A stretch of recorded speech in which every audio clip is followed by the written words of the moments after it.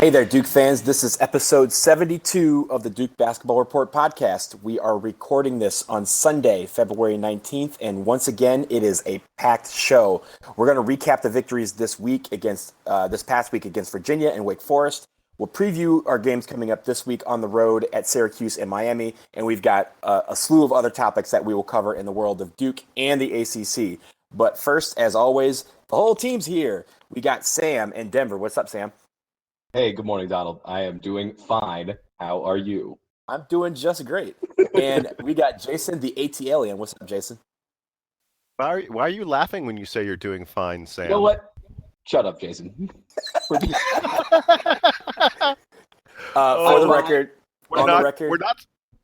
record, Sam is doing just fine. I'm doing fine.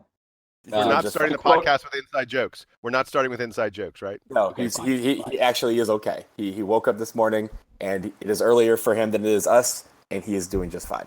But we are going to we have a bunch of stuff, so let's start. We'll start with the UVA game on Wednesday night. Probably the best second half of the season. UVA on the road, we win 65-55. Start with Sam. Sam, give me your thoughts on that game and what you saw. Apparently Jayson Tatum woke up and said he was going to play ball. Yeah, so I had a couple of those moments that I like to talk about where I'm watching the game and something amazing happens on the screen, and my jaw just drops, and I just kind of like tilt my head to the side and lose focus for a second. That happened a couple times when I was watching the Jayson Tatum Show on Wednesday night. Really impressed with his performance. Really impressed with Duke's ability to play at Virginia's pace, but to not really change the game plan. I think that early in the game, Duke got down and they weren't able to score at first because I think they were going through that adjustment, and it took some time for them to be like, okay, this is how we can move the ball in these really long possessions. This is how we maintain focus on defense, that kind of stuff. And once they figured that out, I thought that they really took control of it. Now, you could say on the one hand, yeah, it was really impressive. On the other hand, maybe there's a bit of concern that the game was really won on jump shooting, and that might not be the most sustainable way to win. But I'll take it because I think that we've seen in this recent winning streak different guys grabbing hold of the offense each game. It might be we'll talk about Wake in a second, and Kennard was really impressive against Wake. It was Tatum against UVA. Lots of different guys are contributing, and it would be a problem, I think, if it was one player who we were constantly relying on to score a bunch of jump shots. But that's not really the case. I think that they're spreading it around, and on a given night, one or two or three different guys are all able to pour in a lot of shots, and I think that it's working, even though it's not game to game the most consistent output. And I think when we talk about Wake, we'll get there. How this team can play one game in one fashion, they can play another game in a totally different fashion with the same group of players. Jason, what do you think? That's an awesome observation. Yeah, I love. Sometimes we come up with stuff that I think I'm like, wow, that was. Hey, Sam, that was really. I love that. The fact that we can play different. I am on top of my game today. All right. I'm very, very, very impressed. Jiminy Christmas, that was a really, really good comment. I loved what Coach K said after the game. Not just the fact that he said Jiminy Christmas, which it's just so 1950s of him. Well, he is 70 years old. He is 70 years old, yes. I thought it was really interesting after the game that Coach K said that he went away in this game from calling offensive plays and trying to run different patterns and things, and just put in a system where, hey guys, move the ball around, and if you can make a play, make a play. Where he sort of turned over offensive responsibility to the players who are truly wonderful creators with the ball. I don't know that this is the best, greatest system long term, but it sure worked nicely against a really, really good Virginia team, mostly because Jayson Tatum was out of his mind. And by the way, I want to mention something. Earlier this season, I said that when Jayson Tatum is going toward the basket, he is a a truly, truly great college player, and that when he's taking contested jumpers or fading away, I didn't think he was as good a player. Jayson, I apologize because against UVA, he took a lot of contested jumpers and he made all of them. It was ridiculous. His shooting, and I kind of like the fact that we had to then turn around and play really good, really hard defense on the other end to win the game, and that we didn't just say, "Oh, Tatum's shooting lights out," and just figure that Tatum would magically lift us to victory. That we did have to play hard at the other end to get this win. Now, I mean, Virginia is a team that is swooning and is really, really, really struggling on offense, and they really struggled against us. Then last night they played UNC, and they were even worse. They may have scored more points against Carolina, but from an efficiency standpoint, they did not score more points against Carolina. They scored 41 points against Carolina. Yeah. Oh yeah, that's right. Yeah. Oh, I was looking at the wrong end of the score. They're in terrible, terrible shape on offense. But I still give credit to Duke for playing really, really hard defensively. I thought we denied Virginia the kind of shots they wanted to take.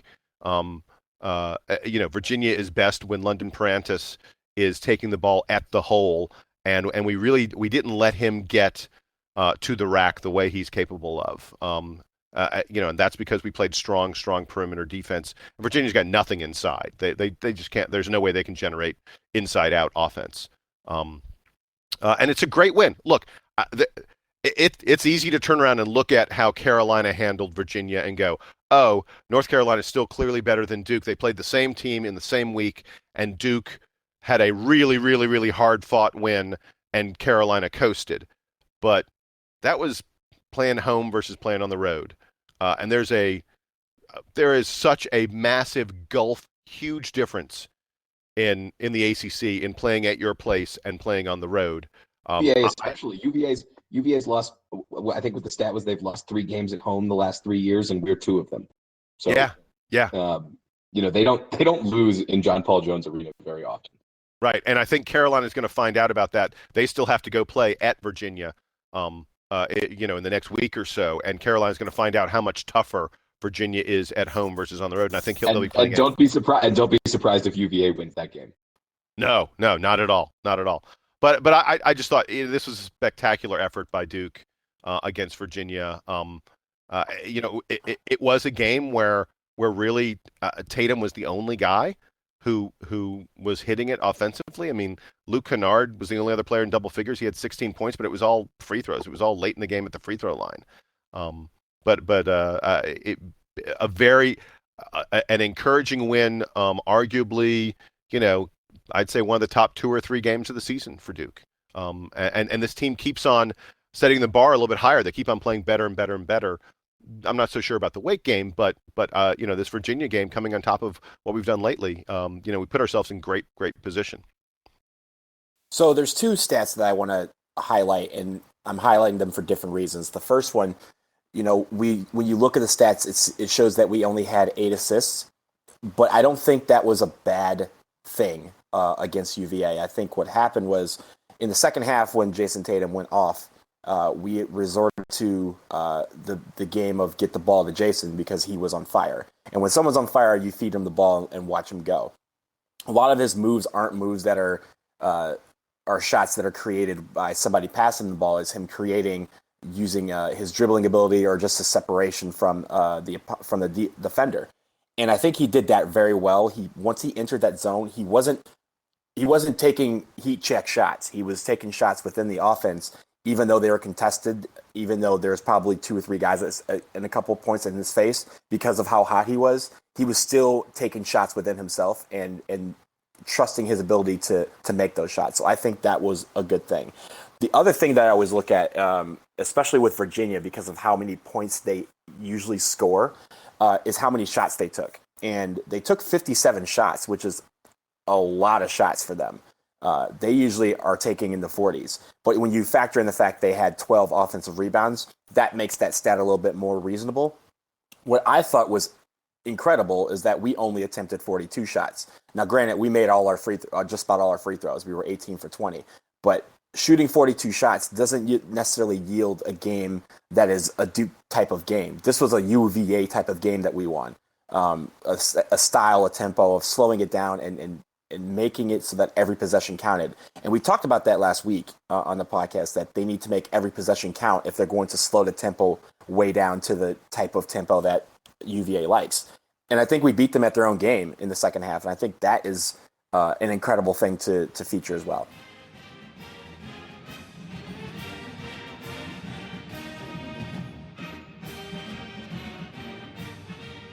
So yesterday, Saturday, Duke came back home to face Wake Forest, and in a game that almost added a notch to my 100-point column, we fell 1 point short. We beat Wake 99-94 in a game that was just very high tempo and filled with. It was kind of weird when you compare it to the UVA game. So I'll start with you, Sam. What were your takeaways from that?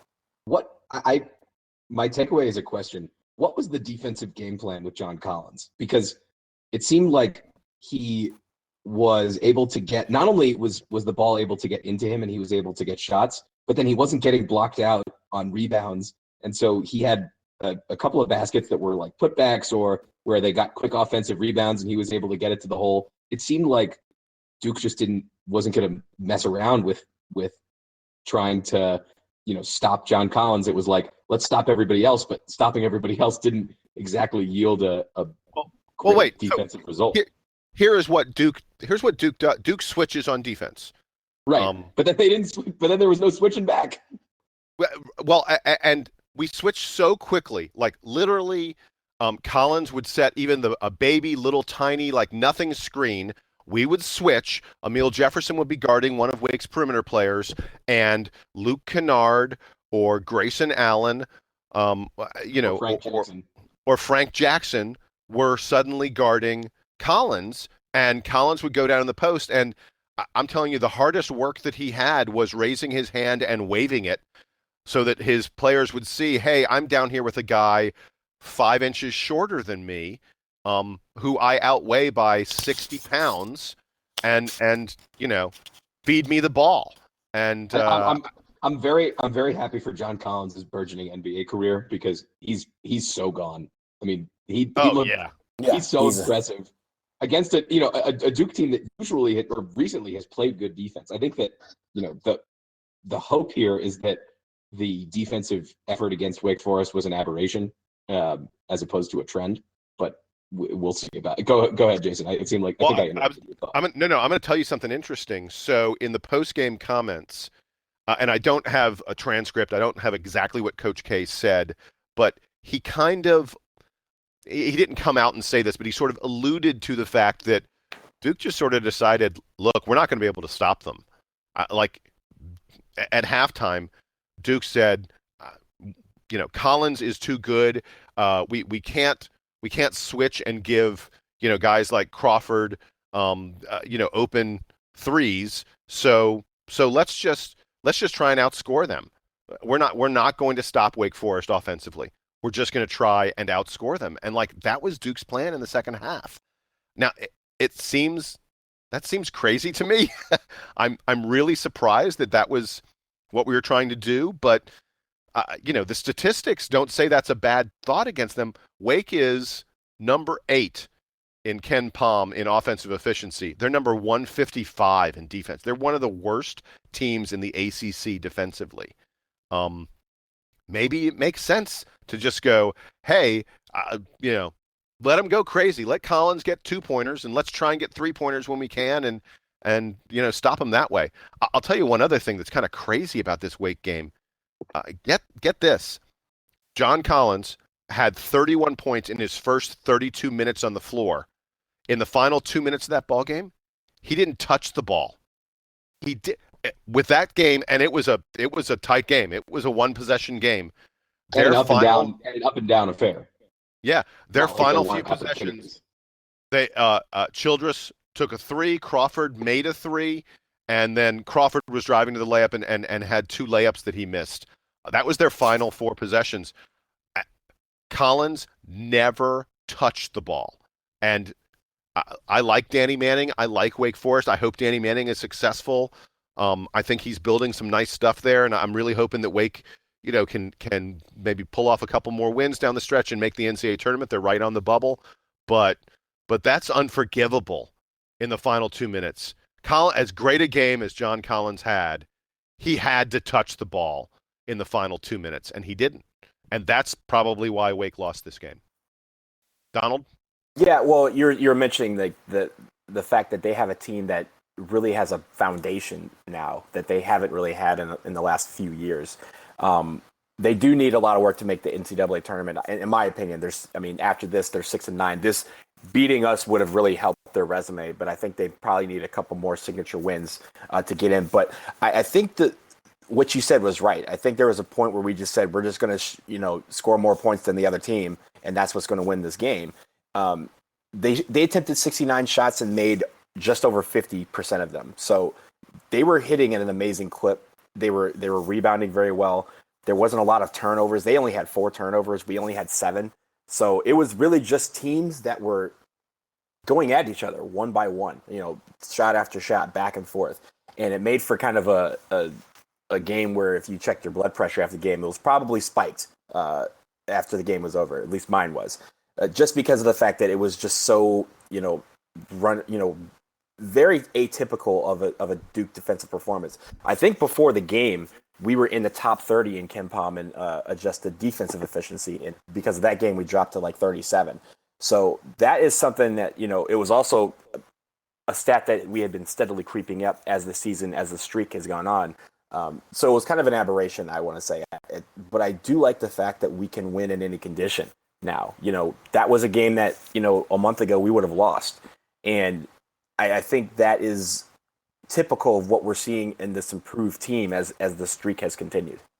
It's very interesting to me. One disappointing thing to me from the Wake Forest game was that Giles and Bolden, especially Harry Giles, just didn't get much burn at all. And I really felt like there were moments against Virginia. I thought Harry Giles was great against Virginia at times. And we've been seeing his minutes build up and up, and his role on the team get to be, bigger and bigger, and they're still not really looking for him inside. But I sort of feel like, there's going to be a game sometime soon where he explodes a little bit. Maybe it's not, I'm not talking about a 20-10 explosion, but maybe it's a 14-8 kind of explosion. Where he almost splits minutes exactly with Emil Jefferson, which is what he did against Virginia. Jefferson got in some foul trouble, and Giles played 19 minutes. Jefferson played 21. And I'd really hope that we would see more of him against Wake, and he didn't play against Wake. Guys, are we going to ever see Harry Giles and Marquise Bolden playing consistent double-digit minutes? Jayson, I think that you have just segued us to the next topic.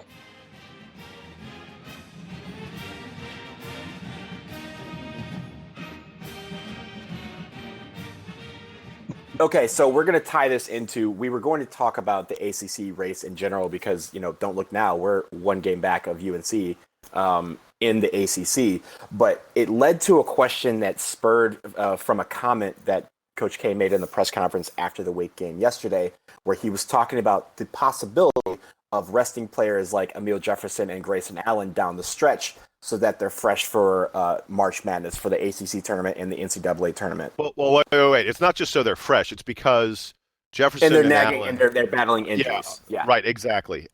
And it's Coach K, I think, recognizes that our chances of winning in March go up exponentially if we have a healthy Emil Jefferson and Grayson Allen. And right now, neither one of them are healthy. They're not so unhealthy that they can't play. I mean, clearly they can play. They're each playing 30-plus minutes a game.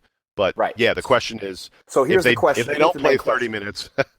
So here's the main question now. And this is a question that kind of spurs from that. The question is, we're a team that prides itself on ACC championships, national championships. But the regular season title is not really viewed as highly as the ACC tournament and then the NCAA tournament, for example. Unbalanced schedule, it's meaningless. I'm going to talk about this in a second. It's meaningless. So, but the question is, do we feel like we should be resting players like Emil Jefferson, Grayson Allen, our star players, to have them fresh for March at the risk of dropping our status in the ACC, or dropping our rank in the ACC. And for example, do we miss out on the first day, the first round bye in the ACC tournament to rest these players, or do we say we want to be as high a seed as possible in the ACC tournament, and we want these guys to play and keep this momentum going, and at the risk of them not being 100% in March? I'll start. Jayson, you got thoughts on it, so we'll go to you.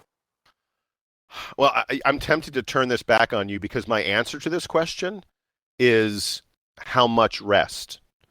Does rest them mean that they sit out 1 game, 2 games, 3 games?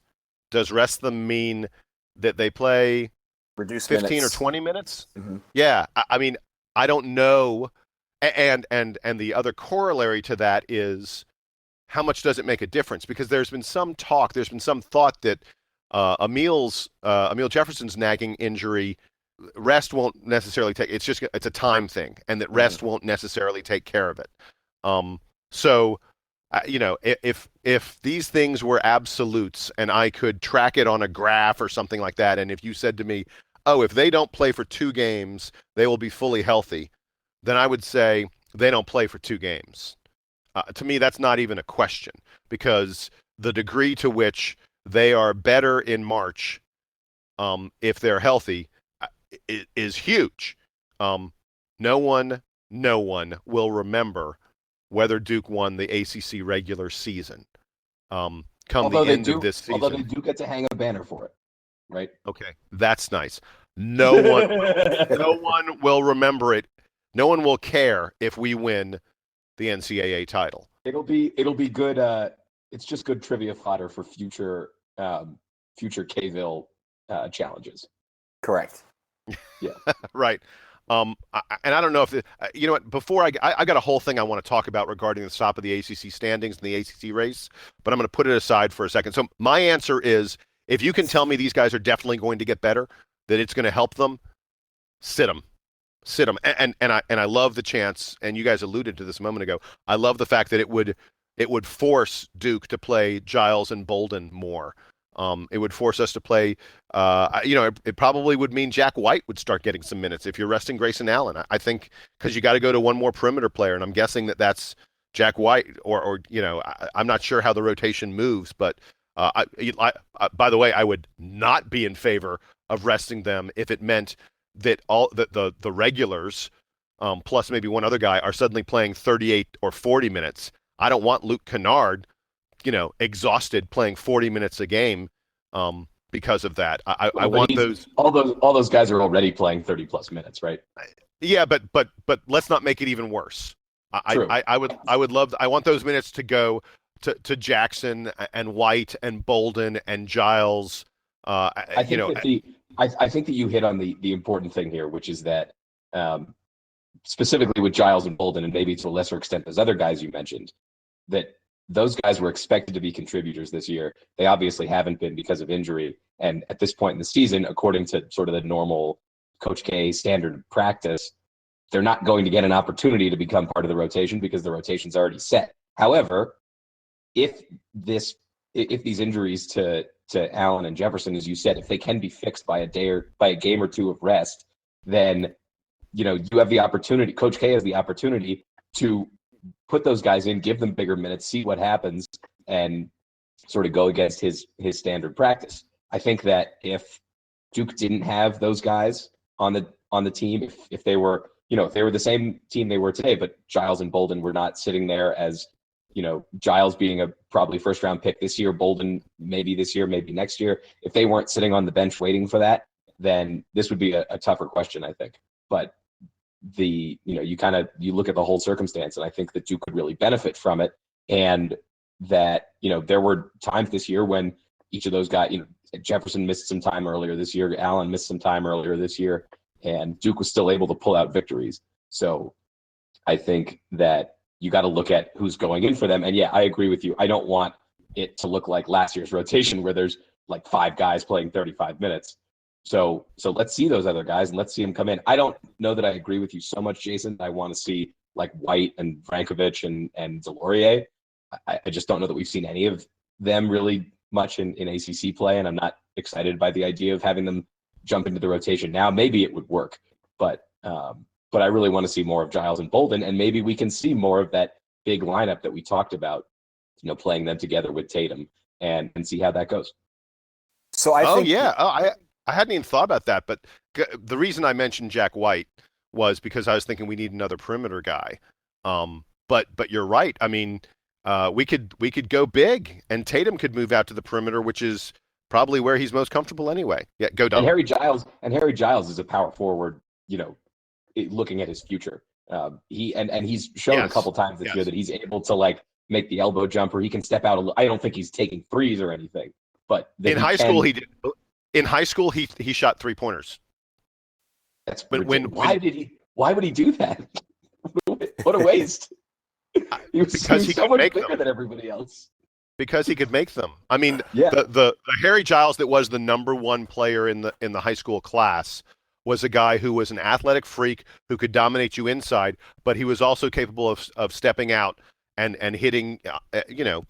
It probably was mostly uncontested, but he was capable. He's certainly capable of stepping out to 15, 17, and if you leave him open at the 3-point line in high school and in summer AAU tournaments and things like that, he was capable of hitting those shots.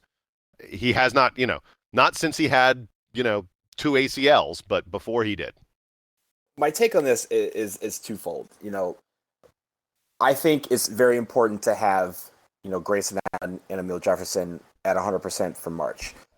Do I think that mean? And I agree with you if it meant that, hey, if we knew 2 games was the Robitussin and that they need to get back to 100%, then do it. But I think the reason why I want to see a few more minutes from Harry Giles, Frank Jackson, Marquise Bolden, Chase Jeter, when he gets healthy, we need him back too. I think it's because since I started at Duke, since I really started following 2001, 2010, 2015, the thing that connects those 3 teams that won national championships is that at a certain point in March, we had to rely on somebody that we had not relied on the entire season. And we had some people step up that were in positions, whether it was foul trouble, whether it's due to injuries. They stepped up at a time that was needed the most, and it was from an unlikely source. And I think that is what we have to help these guys prepare for. There's going to be a time that we're going to rely on Marquise Bolden because somebody's in foul trouble, or Harry Giles because someone's in foul trouble, or Frank Jackson's going to have to step up and score some points. These guys, and even, to a lesser degree, like Chase Jeter we might need Chase Jeter during March Madness to come in and get a few rebounds and play some stellar defense. Javin DeLaurier, we might need him to come in and play some athletic basketball. These guys need to be ready in March to be called upon when the chips are down, when we have Emil Jefferson with 4 fouls and there's 10 minutes left in the game. These guys are going to have to step up, and I think getting these minutes now is going to tell them and give them the confidence that when push comes to shove, Coach K still trusts in this team. And it's going to take everyone on this team that contributes minutes to contribute the best minutes of their season right now. And so I think that is, it's a twofold situation. Yes, we want our veterans healthy, but we also want the young guys and the guys that don't get as much play to know that come crunch time, they can be counted on in a crisis, so to speak. So, Donald, are you suggesting that Jack White have a 2015 Grayson Allen NCAA tournament run? Possibly. I mean, if you think about it, Grayson Allen, we were not expecting Grayson Allen to go off in the Final Four, but he did. And he did have a couple games. He did have a couple games late in the regular season where the Wake Forest game in the regular season last year. Yeah. He outscored Wake Forest in the first half. I was at that game. It was unreal. But at that game, we're not sitting there after that saying, "Well, we need to get the ball more to Grayson Allen because he's going to be the reason we win." We were still counting on Jahlil Okafor. We were still counting on Tyus Jones. We were still counting on Justice Winslow and those guys. But when he stepped up in the Final Four on the grandest stage of college basketball, people were still like, wow, this kid came out of nowhere, and this kid stepped up at a time that we weren't counting on him to do so. But it mattered. And I think that is what these guys that are on the bench that are not getting as many minutes now, that's what they need to be pushing for, because it could be them that by the way, spurs the run that takes us all the way to Phoenix. But by the way, so history lesson time for folks who are wondering who Donald is talking about. We already gave away 2015 was Grayson Allen. 2010, I'm guessing you're talking about the Zoo Beard, Yep. Zubek, right? Well, that was. Do you remember the craziest thing about the Zubek experience? Do you remember why Zubek was inserted into the starting lineup that year? It was after. So I think I'm getting the games right. It was after UNC, and Lance Thomas had hurt himself, and there was talk that Thomas might not be able to start. He might not be able to.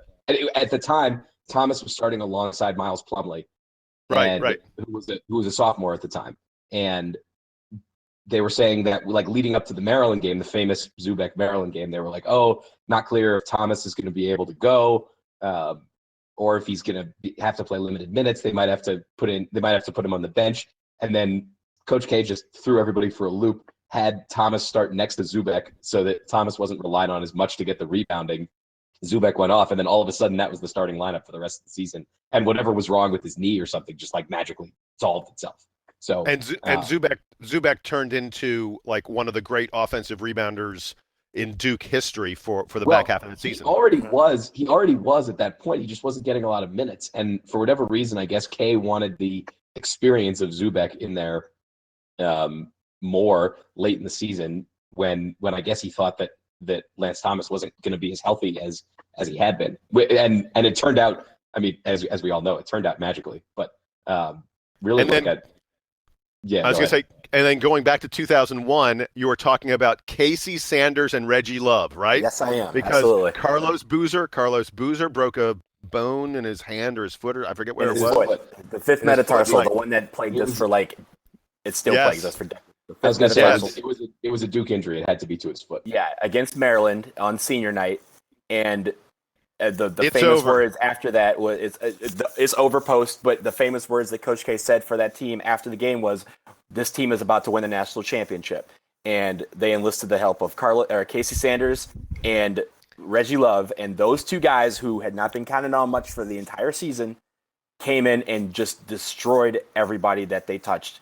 And that Reggie combined Love, with the senior leadership. Yeah, combined with the senior Reggie Love, a football player. Yeah. So those type of guys, that's what we're looking for. Every single one of these runs, somebody steps up at a moment that we need it, and it's usually an unlikely source. Everyone's going to know that, if Grayson is in the game, he's going to score. Luke's going to score.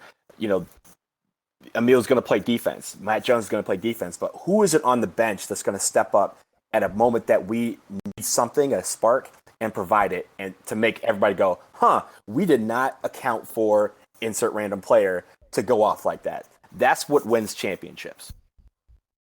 I love it. It's an awesome point. You guys are kicking it out of the park today, and I'm not. So I'm going to try now. I want to get back to the ACC race, and I want to talk about something.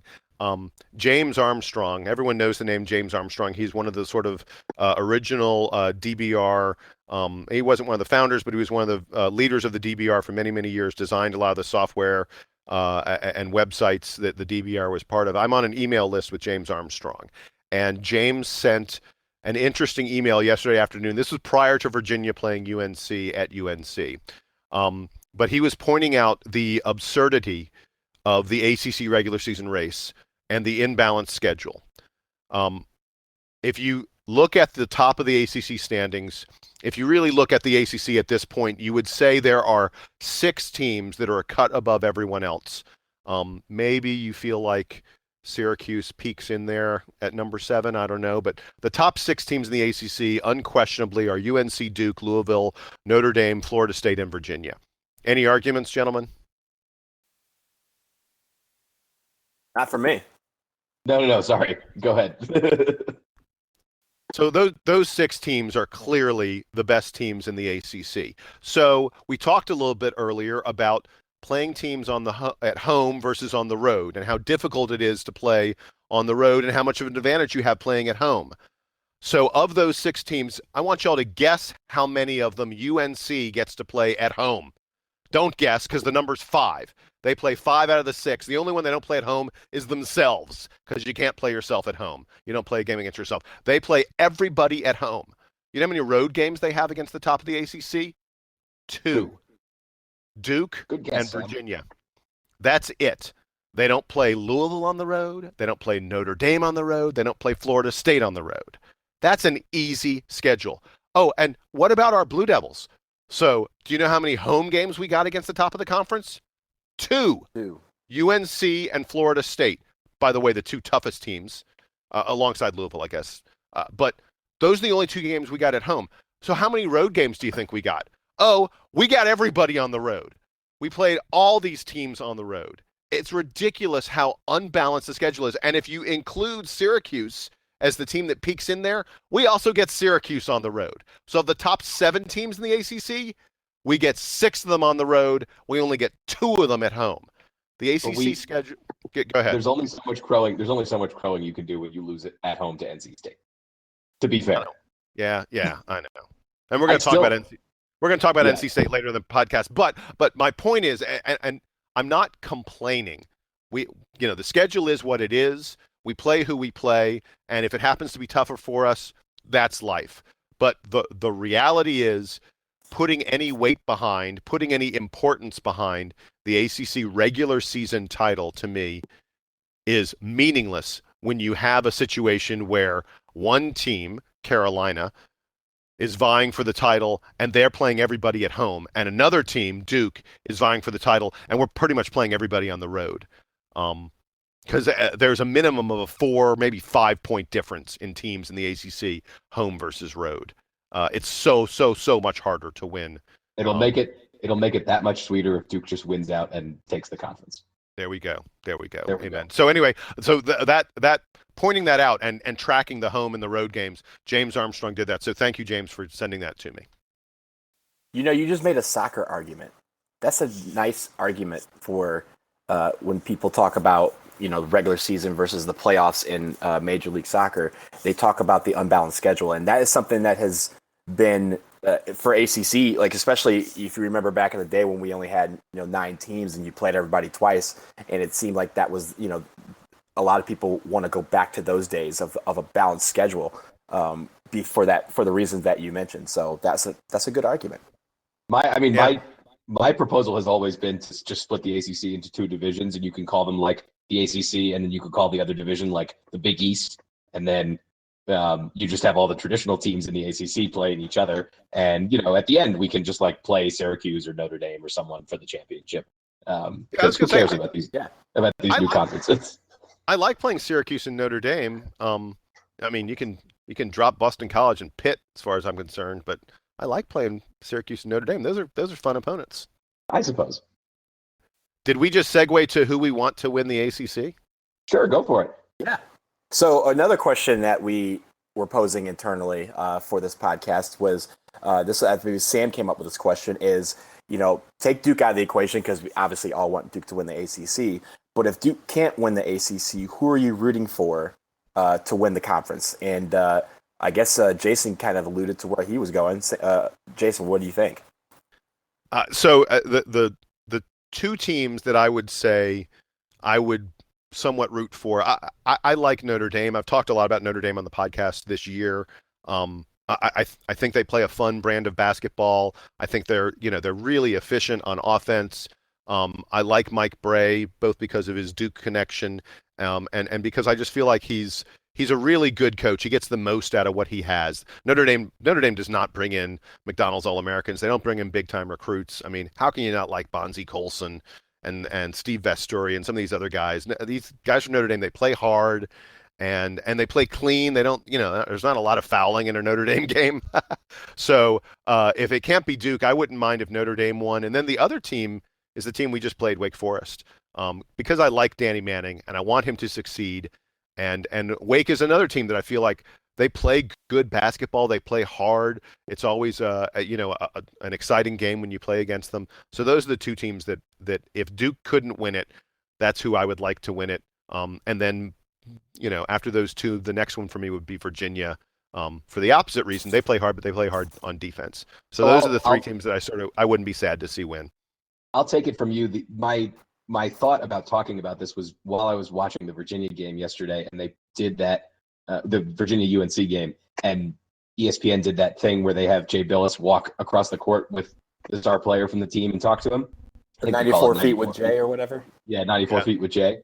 And so, of course, he had London Francis doing it, but London Prentice insisted on having the rest of the team join him for the walk. So he was standing next to Billis, and they were walking down the court, and the whole UVA team, including the managers, were walking behind them in a big line. And they talked a lot about all the teamwork and how much they feel like one unit. And I just really admire every time I watch Virginia. The brand of basketball is a little different, and I think you have to be in the right mood to enjoy it appropriately.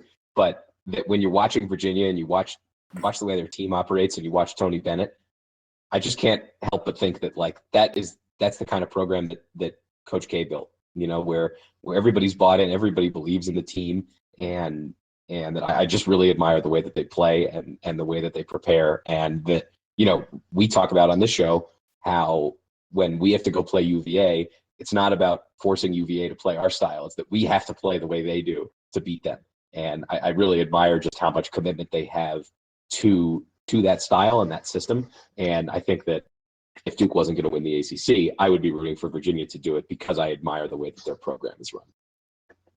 So my two picks, I had a homer pick and I had a realistic pick. So my homer pick is, as you guys all know, Miami, my law school alma mater. I always root for them when they're not playing Duke, and hope that they basically go 15 or 17 and 1 or 2, depending on how many times they play us. So obviously that would be my homer pick, but that is not a realistic pick to win the ACC regular season. So I also went with UVA because I like Tony Bennett. I like his style of coaching. I think he's one of those guys that gets a lot out of players that other teams probably wouldn't get as much out of, or other coaches, I should say. So I always like that, despite the fact that they're, playing great defense and not scoring a lot, that they can still be successful in this day and age of college basketball, where a lot of teams pride themselves on scoring a lot of points. They're not doing that. They're scoring very few points, but still winning a lot of ball games against tough opponents. So that would be my pick to win, or at least the team to root for if Duke was somehow not in the ACC.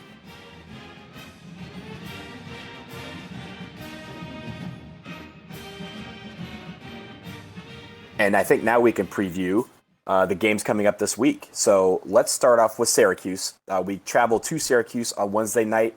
It's a 7 o'clock Eastern tip-off on ESPN, and it's our first and only meeting with the Orange. Jayson has taken a look at Syracuse. So, Jayson, tell us a little bit about what we can expect on Wednesday. Well, so first thing to expect is it's probably going to be a close game. Not only has Duke played a fair number of close games lately, but Syracuse has played 7 straight games. They were all decided by 10 points or less, including a couple overtime games. They've lost 2 games in a row. They played Georgia Tech, later this evening, but they lost at Pitt and they lost in overtime to Louisville. So they're a little bit desperate right now. They're 8-6 in the ACC with 4 games left to go, and they've got the ACC designed a very weird schedule for Syracuse. In their final 5 games are 2 games against Louisville, 2 games against Georgia Tech, with a Duke game sandwiched in between. So, you don't play everybody in the ACC twice. We talked about that. In fact, there are not many teams that you play twice. Well, the teams that Syracuse plays twice, they're playing at the very end of the season, like in their final 5 games. It's sort of strange. Syracuse is a team that, even though they are 8-6 in the ACC, and you would think with some home games left and with Georgia Tech, there's a pretty good chance they're going to win 9, probably maybe even 10 games in the conference. They are very, very much on the bubble because they were terrible earlier in the year. We were mocking them coming in the ACC season. They were clearly the ACC team that had underperformed by a tremendous amount coming into the ACC season, and they didn't even start out ACC season all that well. They lost. Didn't they lose to BC? I'm trying to remember. I need to check my schedule again for Syracuse. I'm pretty sure they lost to BC. They did. They lost to BC pretty badly early in the ACC season. They basically played their old Big East schedule through like from November through the beginning of January and got crushed by everybody. Right. BC, Miami, Pitt, Virginia Tech, BC again. Yeah, and they lost to BC. And that includes losses to Connecticut and Georgetown along the way. Right, and St. right, John's. Exactly. And St. John's, So, and they got killed by St. John's. This was when everybody thought St. John's might be good. Yeah, and when everyone was sure that Syracuse was terrible. Well, here's the reality. Syracuse may have been terrible back in December and early January, but they've been pretty darn good lately. They are led by senior transfer Andrew White III. And he's one of these guys. He is the true definition of a journeyman. He played 2 years at Kansas and basically couldn't get off the bench at Kansas. He barely played at all for KU. So he transferred to Nebraska, and he had to sit out a season before he played for Nebraska. So after playing 1 year at Nebraska, and he was pretty good at Nebraska. He averaged about 15, 16 points a game. After playing 1 year at Nebraska, he was now a graduate. He'd been in college for 4 years, so he graduate transferred to Syracuse. So he's on his third school now. He's a grad transfer, immediately eligible at Syracuse, and he's averaging 18 points a game. He is a really nice outside shooter. He hits almost 40% of his threes.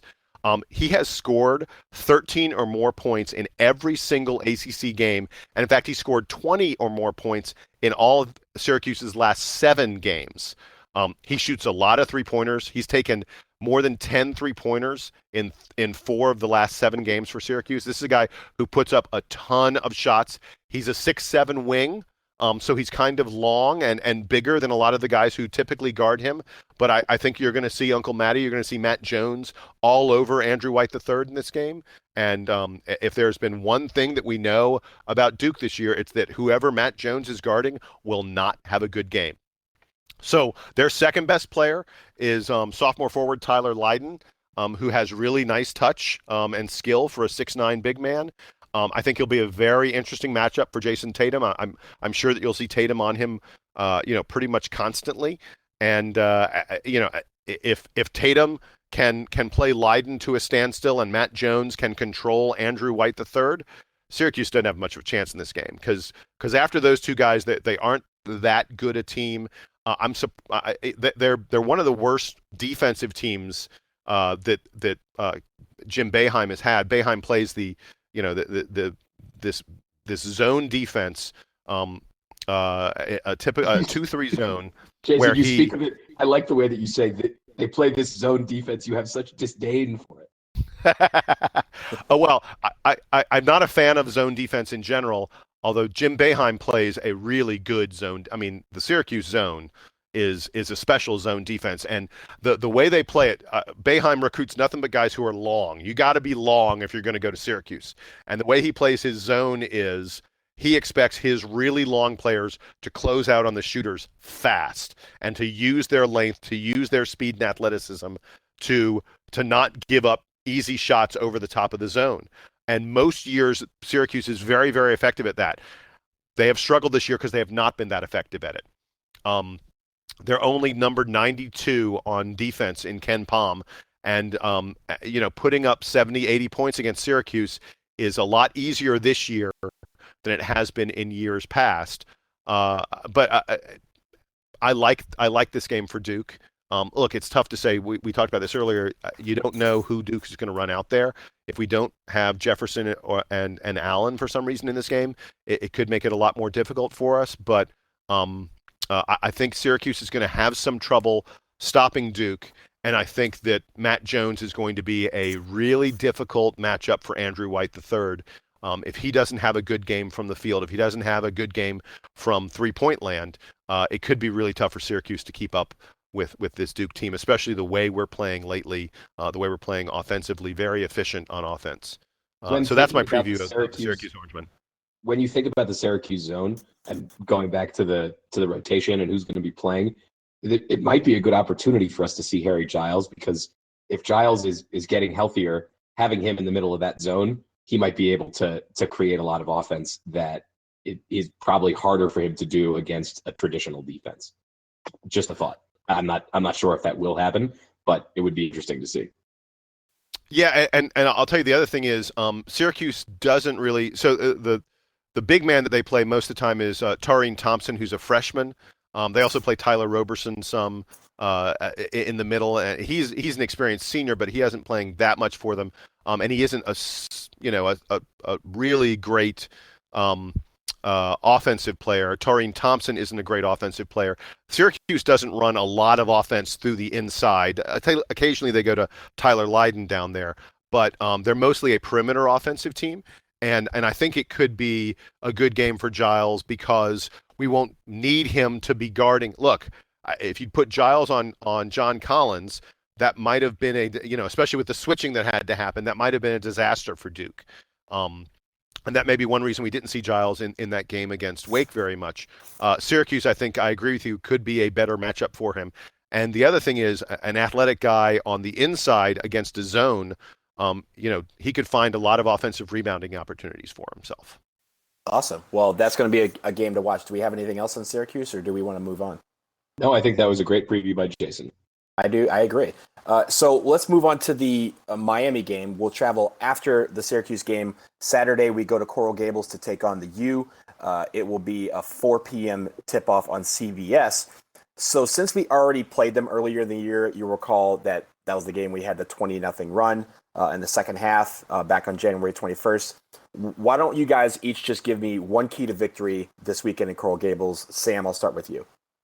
So in the previous game, Duke kind of meshed with Miami on rebounding. I'd like to see Duke out-rebound this Miami team. I think that Duke's getting better on the glass as the year has gone on, and I think that it's going to be key for us to get the rebounds at both ends. Jayson Tatum has gotten better at the rebounding throughout the ACC season. Again, if we see more of Giles, hopefully we see him bringing down rebounds, and I think that that'll be key against this Miami team that we know is pretty good. They've actually been playing really well in the ACC. They're 8-6. They're not going to win the conference, but they could come close. They're in contention for one of those top 4 seeds in the ACC tournament. See, and I think the one key thing I want to point out is Miami is going to be geeked. They're going to be really geeked up for this game because they're a desperate team right now. And it seems crazy to say that someone who's 8-6 in the ACC is desperate, but I'm going to tell you why. Miami has 4 games left in their schedule. 3 of those games are on the road. They're playing at UVA. They're playing at Virginia Tech. They're playing at Florida State. All good teams. That is 3 really, really rough road games. Miami has 1 home game left, and it's against Duke. So it's going to be senior night. They're going to be, they're going to be geeked up, and they may be 8-6 right now, but are they going to be a favorite in any of their remaining games? At UVA, at Virginia Tech, at FSU, and home against Duke. What's the most likely game? They won't be favored in any of those games, and probably, if you had to really say it, the most likely game they're going to win, maybe at Virginia Tech, but probably the home game against Duke is the game that they may see as the one they have the best chance of winning. And a win against Duke, if it gets you to 9 ACC wins, probably puts Miami in the tournament. But if it doesn't, if you lose that game and lose the other ones and you go 8-10 in the ACC, you're not making the NCAA tournament unless you go on a run in the ACC tournament. So my key is don't let them get too excited. Don't let them get too geeked up. This is a team that really, really will be ready to play, off emotion against Duke. And there's one other thing that's going to feed the emotion. Jaquan Newton, who may be their best player. Probably, Donald, you watch them more than I do. Is Jaquan Newton their best player? Absolutely. Okay, Jaquan Newton is their best player. He's on a 3-game suspension. He's missing 3 games. Guess who he's going to come back for? Guess what his first game back is? That's right. The Duke game. So, he's only a junior. He's not a senior. But Jaquan Newton and all these other guys are going to be way up. So we can't let them ride emotion and ride desperation to run us out of the building early. That's my key to the game. And I'm glad you guys mentioned those 2 keys, because when I watch Miami a lot. There was 3 things that I would take away. You guys mentioned the first 2, so I'm glad you did. The third one is dribble drive penetration. We need to stop that. That is where they get a lot of their scoring chances. They drive into the lane, they dish to the big tall guys underneath, and get easy baskets, lay-ins, dunks, all that stuff, and get a lot of putback on rebounds. All of that's going to tie into, can we stop their dribble penetration? If we can, that is going to really feed our offense, because they're not going to score a lot on offense without that dribble penetration. They don't shoot the ball too well from the outside, and they like to get a lot of their points in the paint. So if we can stop their dribble drive penetration is going to make everything a lot easier for us, even though, as you guys said, it will be a tough game with it being their final home game of the season.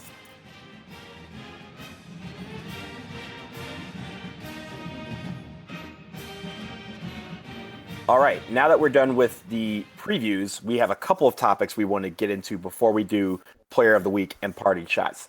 The first one is a bit of news that came not necessarily as a shock, but the way it's being implemented is a shock. Mark Gottfried was fired as coach at NC State, but he will finish the season at NC State, and it sparked a lot of reaction from not just people in the ACC, but coaches outside the ACC, John Calipari being one of them. NC State in Mark Gottfried's 5 years have made the tournament 4 times in the Sweet 16, 2 of those years. But for some reason, they decided they wanted to A, fire him mid-season, and B, tell him to finish out said season. I'm going to start with you, Jayson. Give me your reaction to this and kind of the reaction, the fallout inside the ACC and outside the ACC about it.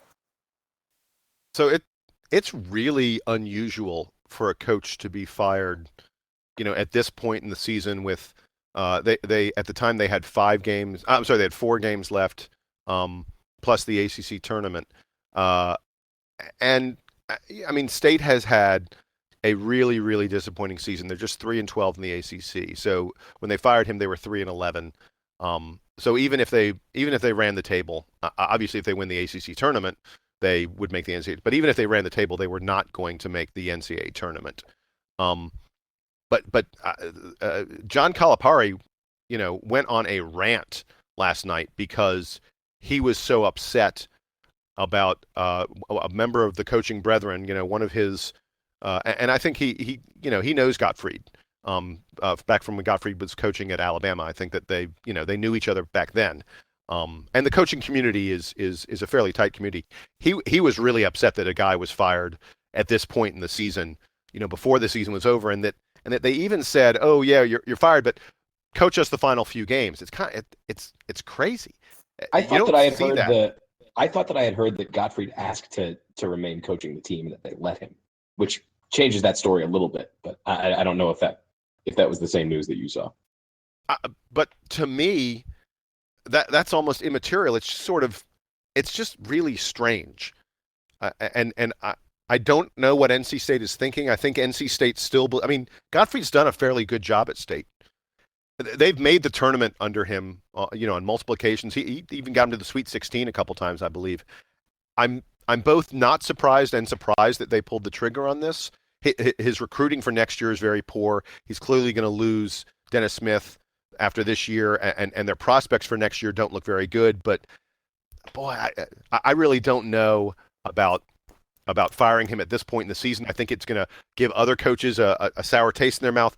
And I think that there's starting to be this belief that NC State is living a lot in the past, that they still think they are a big time program that should be making Final Fours, the way they did under Valvano, the way they did when David Thompson was there in the 70s and the 80s, and that NC State maybe doesn't realize where they are in the hierarchy. And as a result, if you're a coach, you're going to be nervous about taking the NC State job, because if you aren't always in the top half of the ACC, NC State's going to be mad at you and fire you, because that's sort of, Gottfried's had them mostly in the top half of the ACC, and now they're not, and he's out the door.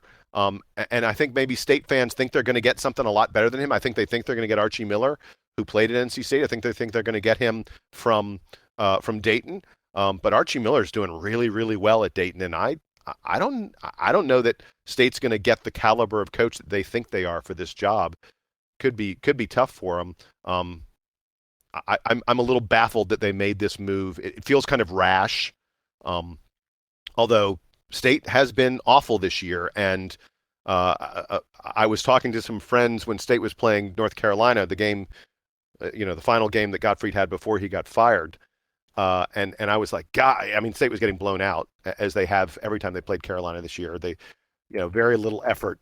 They don't play defense at all, NC State, all season long. And I said to an email list I was on, I was like, what's worse than phoning it in? Because State isn't even phoning this in. And a friend of mine, Rob Wilderman, texted back and he said they're texting it in, which I thought was kind of funny.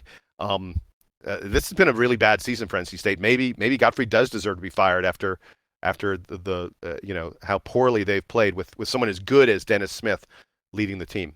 Yeah, I my only concern for NC State is I don't know what better coach they're going to entice to come. And I think that there's a lot of, you mentioned about them living in the past. It's not clear what their expectations are, but coaches around the country are probably looking at the situation there and thinking that ain't the job for me right now. And it's not that you can't compete in the ACC, because I think Jim Laranjega's done a great job of bringing his program up to being competitive. Leonard Hamilton's done it, in recent years for programs that are not traditionally top basketball programs. And even Mike Bray, you can talk about him. Notre Dame has a little bit more history. But there are just so many good teams in the conference right now. And those very best coaches don't seem like they're letting up anytime soon. It seems like a really hard ask to say, hey, come coach an ACC team that really hasn't been that successful recently relative to the rest of the conference. And in a situation where people aren't exactly sure what the direction is, Debbie Yao might not be there very long. I don't know how good of a coach they're going to be able to find. And the cupboard is not stocked. Right. Gottfried does not have. I think he has one recruit for next year. He does not have whoever's coming next. Yeah, whoever's coming next, it's a full-on rebuild. Right. So whoever's coming next, if they get a coach of any decent caliber, if they're getting like a really good mid-major coach, or if they're getting a high major coach to move from another program, it's going to have to be with a lot of money and a lot of years. And I just don't know if they're going to be able to do that. And I wonder if they get John Calipari was talking about the deal where he's like, I'm going to put in my contract that if you fire me mid-season, you got to pay me $3 million. That might spur, or I don't want to say spur, that might deter some of these mid-major coaches from taking the chance on NC State because of how they've handled the situation. That's always something that coaches look at when they examine a move to another school. And I think the coach that they need to get is going to have to be some coach that can recruit North Carolina, the state of North Carolina, better. And because that's where a lot of the talent is. And that's why NC State thinks they are a better program than they actually are, is because they live they're centered on Tobacco Road between two great schools, two great programs, and in a state that is rich with talent. And I think that is what has been missing the last couple of years. Even though with Mark Gottfried, he's had Cat Barber, he's had Dennis Smith, he's had some great players. They just haven't quite put it all together. And I think NC State is going to have to find a coach that can recruit the state of North Carolina very well. But who is that? Do they go after a coach that's already in the state, that's been that has those contacts, or do they go after someone from a mid-major school in a mid-major conference that's not close to the Southeast and think that that would be enough? I don't know what that's going to be, but it's kind of put NC State in they've kind of put themselves in a bad situation with regards to if Mark Gottfried, if they do run the table and make the NCAA tournament, are they still going to fire him? If they make a good run and make it where the record is still kind of respectable, do they still fire him? And there's going to be a lot of pressure from alums and boosters and fans about what the next step is, what the plan is. I don't think they really have one yet. So I got an interesting thought for you guys. Here is why I think the NC State job could be really, really attractive. You ready? Go ahead. Do it. So if you think Carolina is about to get slapped with some major sanctions, if you think Carolina is going to be a place, either as a result of sanctions that cut down on the number of scholarships or as a result of postseason sanctions that make them not an attractive destination for recruits, then you could think suddenly the state of North Carolina is a lot easier to recruit in if you are NC State. There are a heck of a lot of kids in Carolina who grew up as UNC fans hating Duke and sort of being indifferent to NC State and Wake Forest, but they grew up hating Duke and would not consider going to Duke. And if suddenly North Carolina is not an option, is NC State suddenly a more attractive, more interesting option for the top talent in the state of North Carolina? It's an interesting thought. I think that competing with the rest of the ACC is also part of the challenge here. Yes, and I think that Wake is on the rise. We've mentioned Wake on the podcast, and you know how much I like Danny Manning, and the reality is to compete with the top of the ACC. You know, there are probably no more than 2, maybe 3 guys in the state of North Carolina in a given year who really can make a huge difference for you in competing with the top of the ACC. It's just the quality of recruit that you need, the quality of player that you need to rise to the top 6 or so in the ACC doesn't necessarily come around very often.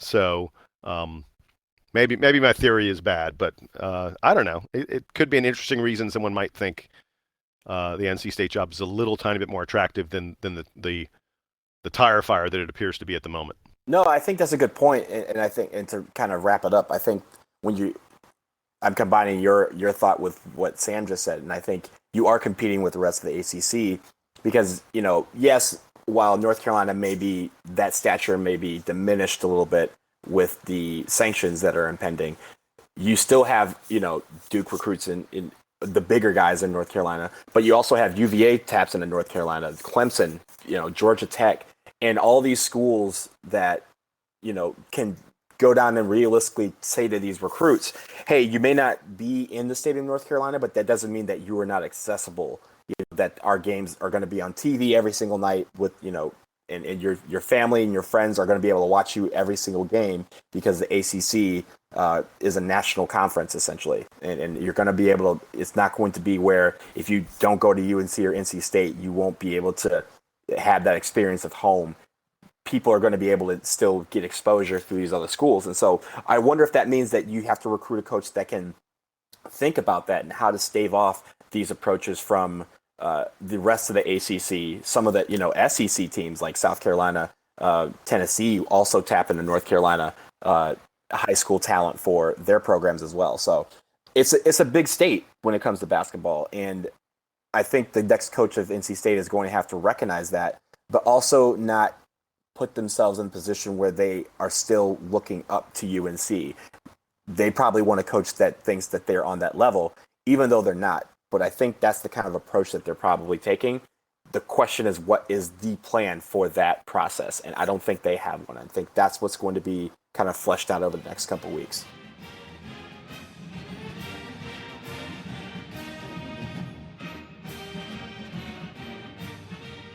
This story has still got me laughing, and we're going to talk about it a little bit.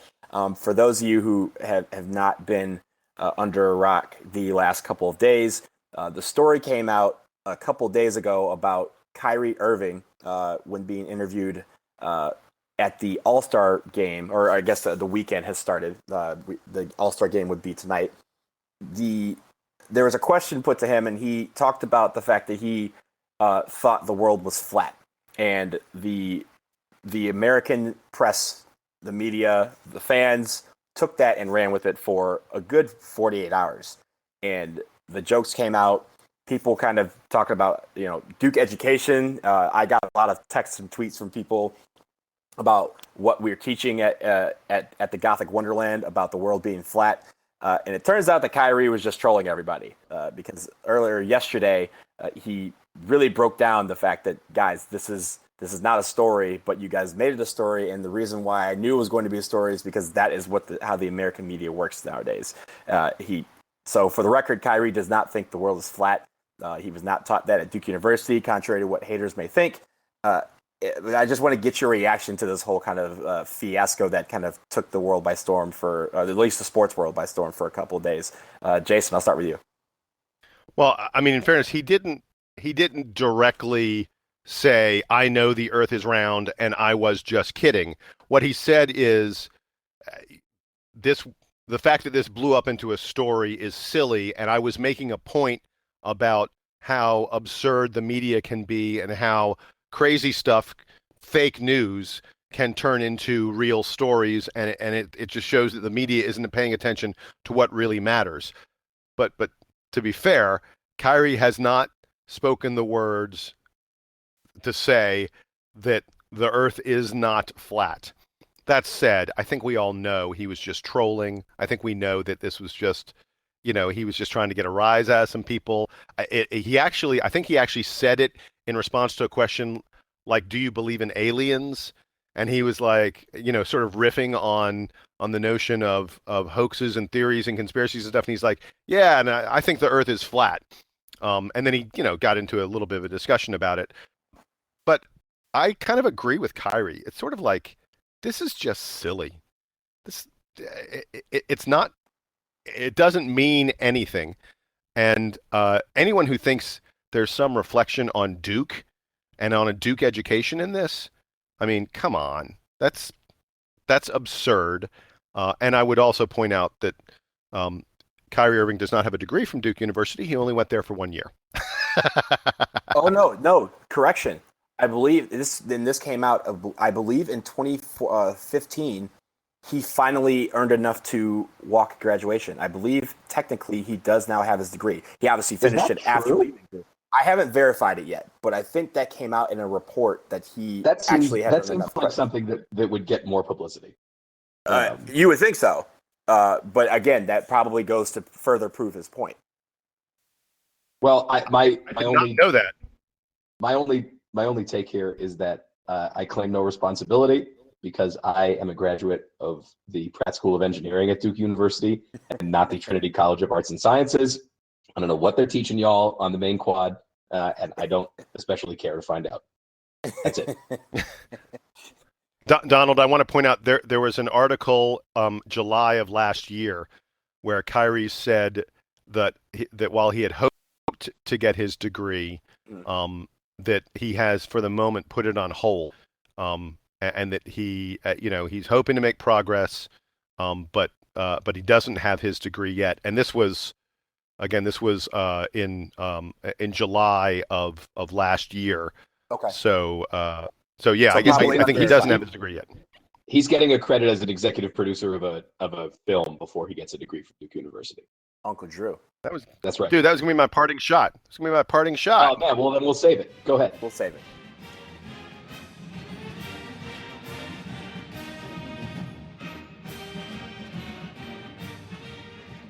All right, guys, let's end this podcast with the players of the week and parting shots. We'll start with player of the week, and I will kick it to you, Sam. Who is your player of the week? Simply for his performance in the second half against UVA, I think it's an easy choice for me this week, Jayson Tatum. Jason? Yeah, I have a feeling this will be unanimous. What Jayson Tatum did against Virginia would be more than enough, even if he had been terrible against Wake Forest. As it was, he scored 19 points against Wake Forest and was our leading rebound. I think it was our leading rebound. I lost the box score, so I'm not sure at the moment, but he was one of our leading rebounders against Wake Forest. I do think, I will say, I thought his defense against Wake Forest was pretty poor. He didn't do a great job on D, so after having an amazing week on offense, maybe Jayson Tatum can focus a little more on defense, but he was definitely my player of the week. Yeah, I'm going to make it 3 for 3. Jayson Tatum, player of the week for me. Again, for his second half against UVA, for his play against Wake Forest, he was dominant all week, and I think he was one of the reasons we won both games. His consistent play, his just otherworldly play in the second half, and being just ice cold against UVA was just awesome to watch. So keep it up, man. Player of the week, Jayson Tatum. It's unanimous. And now we will kick it to parting shots. I will start with Jason since we kind of got a hint of what his was. Yeah, so I was going to comment about the fact that it has been announced that Kyrie Irving will be starring in an Uncle Drew film. If you've been under a rock and are not aware, Uncle Drew is a character that Kyrie Irving plays in commercials for Pepsi. They dress Kyrie Irving up like he's an old man, and he goes out to playgrounds And he plays, with hidden cameras. He plays with the guys there. And at first, he seems like this old guy who can't do anything. And then he eventually sort of, remembers what a great player he was. And so this old guy with a gray beard and gray hair who looks like he could barely play basketball goes out there and does what Kyrie Irving can do on the basketball court, which is just crazy, ridiculous stuff. And I think an Uncle Drew film will be a lot of fun.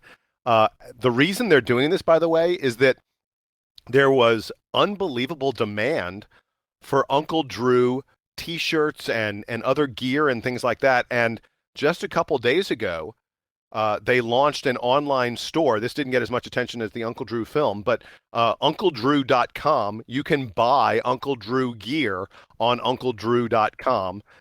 And Pepsi is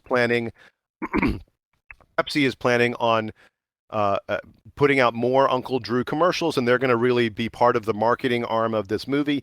I think it's a lot of fun. I think it'll be, amusing. I'm not quite sure how the concept is going to work over the course of an entire hour and 45-minute movie, but, I'm sure they'll do a nice job with it because there's a lot of marketing money behind this stuff. And I think it's kind of cool. It's sort of fun, and I like that Kyrie is going to get a chance to continue to develop this character. And it is worth noting that Kyrie Irving directed the first of the Uncle Drew commercials. I'm not sure he's directed all of them, but he played a huge, major role.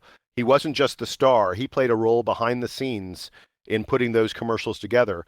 We talked about the fact that he doesn't have his Duke degree yet, but this is a guy he's doing things off the basketball court that matter and will build a career for him. And that's pretty cool. So tip of the hat to Kyrie Irving for. Is the Uncle Drew movie going to appear in your top winter or summer movie list on the DBR Off Topic forum? We'll see. Once it gets a release date, we'll have to see where it falls. That's right. I suspect that it will not be a $200+ million box office hit, but you never know. I'd love to be surprised at that. Sam. Okay. So I was going to quickly mention that I said last week that I was going to the Duke-Denver lacrosse game this weekend. So that was yesterday. I actually had to watch the Wake Forest game on tape delay because I was at the lacrosse game, which Duke sadly lost. You don't just they always say you can't just come to Denver and expect to get a win against the Pioneers. They're a tough squad. They're actually ranked number 1 in the country. So, but it was fun. It was great seeing a lot of Duke people out there. The other thing I wanted to mention, the more important thing I wanted to mention, did you guys notice during the Wake Forest game? Wake Forest game, they kept cutting. Sometimes they cut the camera to show the players' parents. So they were cutting to Luke Kennard's parents a lot when he was making shots, and so we saw them a lot throughout the game, and like towards the end, it was like 3 minutes left or 2 minutes left. They cut to Luke Kennard's father, and all of a sudden he was wearing a hat that he hadn't been before. Yeah, and I noticed that. I just want to know. I want to know why Luke Kennard's dad put on a hat with like 3 minutes left in the game when he wasn't wearing one the rest of the game. That's it. That was the most confounding thing yesterday. No, that was I remember seeing that and like kind of to myself was like, was he wearing a hat earlier in the game? Like I have no idea. He was not. Sam, you have good eyes. I did not notice that. These are the kinds of things that I watch for, especially when I'm watching a game where I know the outcome. So. Oh, you were watching on delay. See, I was watching live, so I was like, "Oh my God, are we going to win this game?" You were watching. Yeah, I knew we were going to win by 5, and I was following. When I was at the lacrosse game, I was following the game on my phone, just like the score. So I was freaking out a little bit, but there was like, I can't really freak out too much about this, and I can't get the video feed to come up. So I'm just going to wait till later to worry about it.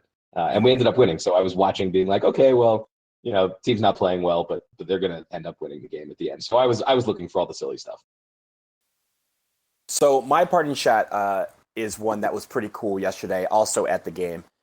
If you guys noticed, Jeff Capel's dad was sitting on the bench as an honorary coach, and the coaches were wearing pins that said ALS on them. If you guys recall the story about Jeff Capel that he wrote in the Players Tribune a couple weeks back about the struggles that he's had with dealing with his father being diagnosed with ALS, and I thought it was a really cool touch from Coach K and the staff to allow Jeff Capel II to sit on the bench and take in a game with his son and the rest of the team and be a part of the staff for a game. So my hat is tipped to Coach K, Coach Capel, and the entire staff. I think that was a touching little way to show some love to Jeff Capel, who's going through battling a difficult disease, and I think that was an awesome sight to see. Very cool. Yeah, no, I'm glad you mentioned that. It was extremely cool. Extremely cool. You don't see Coach K. I think people know that Coach K has like causes that he supports, and he has the Emily K Center, and he wears a couple of pins on his jacket for different causes, but he's not that outspoken about anything. So to have a gesture that is this public and this open, I think was really neat. And I thought the cool thing was that he, it wasn't like he was just sitting on the bench and watching the game. There was times when they panned over to him, you could see him lean in and talk to his son about what was going on, and his son is kind of, telling him what they're seeing and what he's seeing, and he was. It was more than just him sitting on the bench and taking in the game from the bench. He was talking with his son about it. You could tell they were talking about, what kind of formations and what kind of defensive schemes they were trying to do. And it was more about him being a participant that I thought was the grandest gesture. You could sit anybody on a bench and get the public points for it, but to have him, be able to speak up when the game was going on, I think that is a much better tribute. And I think that will do it for episode 72 of the Duke Basketball Report podcast. And we will check you guys back next week. We will obviously recap the games that go on and preview the second big game against Carolina. But for now, for Jason, for Sam, I am Donald. Thank you guys very much. And Duke Band, take us home. Jiminy Christmas.